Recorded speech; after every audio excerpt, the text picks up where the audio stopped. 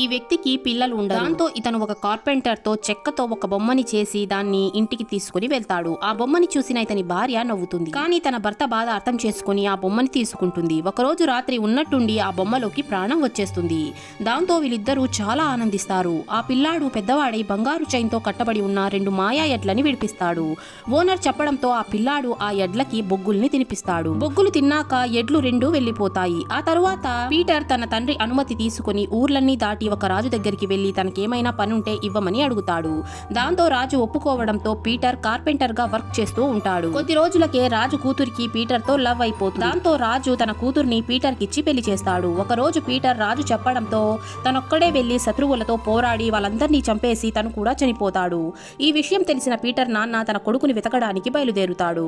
అప్పుడే నాన్న ఆ 2 ఎడ్లని తీసుకుని వెళ్లి వదిలితే ఆ మాయా ఎడ్లు పీటర్ ని పాతిపెట్టిన చోటు నుంచి పీటర్ ని బయటికి తీస్తాయి. తమ మ్యాజిక్ తో పీటర్ ని బతికించేస్తాయి. దాంతో పీటర్ తన భార్య దగ్గరికి వెళ్లి మళ్ళీ తన రాజ్యానికి రాజైపోతాడు. ఇలాంటి వీడియోస్ కోసం లైక్ చేసి ఛానల్ ని సబ్స్క్రైబ్ చేసుకోండి.